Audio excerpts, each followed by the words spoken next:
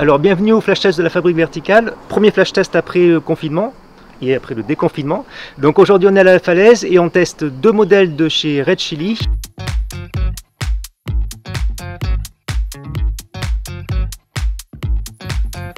C'est les chaussons voltage, une version lacée, une version velcro. Deux chaussons qui sont les mêmes chaussons mais qui sont quand même différents, on va faire le match.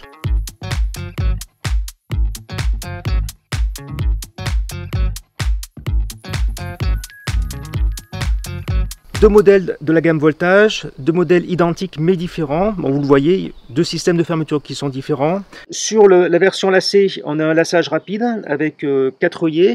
Ce laçage est un peu surprenant au début parce qu'il ne remonte pas très haut sur le coup de pied, donc on peut avoir l'impression qu'on va déchausser. En fin de compte, ça libère un petit peu la cheville et finalement on s'y fait assez rapidement.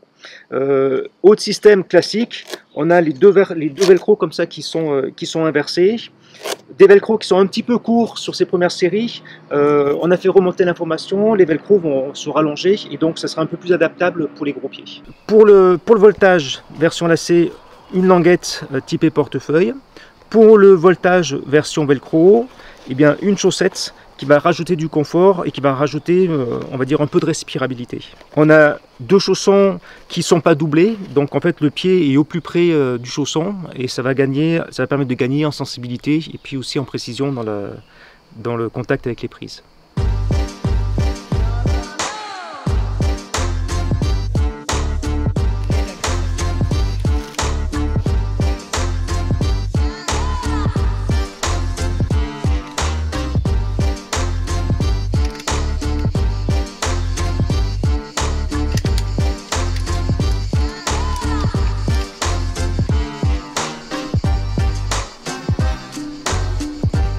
On va retrouver des grandes caractéristiques, des chaussons qui sont typés pour la falaise raide à très raide, donc qui sont très cambrés, qui sont asymétriques. Donc sur les deux modèles, une demi-semelle, la demi-semelle avance un peu plus dans le chausson pour la version velcro, donc ça va nous permettre de renforcer l'appui.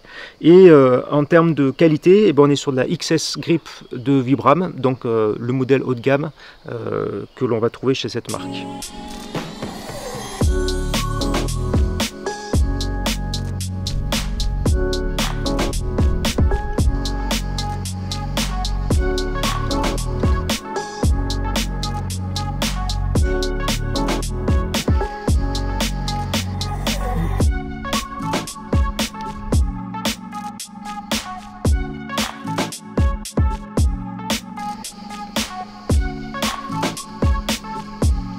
Pour ce qui concerne l'avant du chausson, une pointe un peu plus marquée sur la version lacée, un petit peu plus arrondi, donc plus polyvalent sur la version velcro. Et puis on le voit sur le dessus, la partie de gomme qui va permettre de faire des pointes, elle revient un peu plus sur le côté du pied pour la version lacée par rapport à la version velcro. En bloc finalement, petit avantage de la version lacée, le laçage ne gêne pas pour les pointes et on a cette surface de gomme qui est un petit peu plus marquée sur le dessus du pied, alors que sur la version velcro, on est vraiment axé sur le pouce.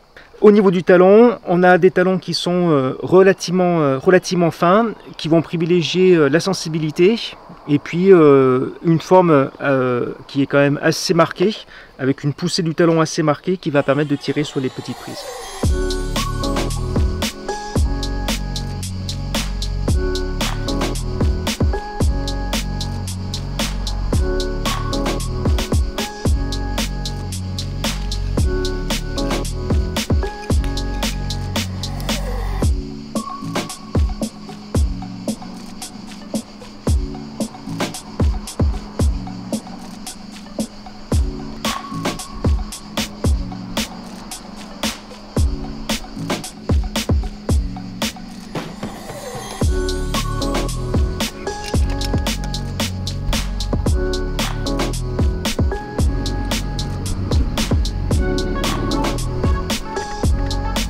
Verdict du match, alors les deux.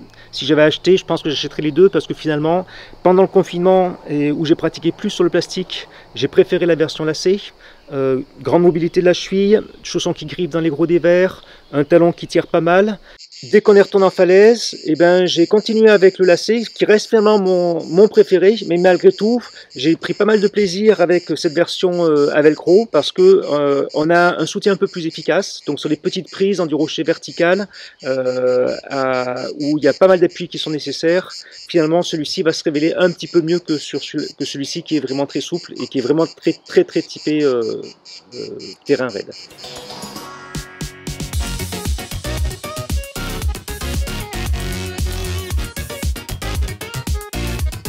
Alors le match est fini, on espère qu'il vous a plu. Vous retrouverez bien sûr plus de précisions sur l'article qui sera consacré aux chaussons sur la fabrique verticale. On se retrouve bientôt pour un prochain test, et puis en attendant, sortez masqués.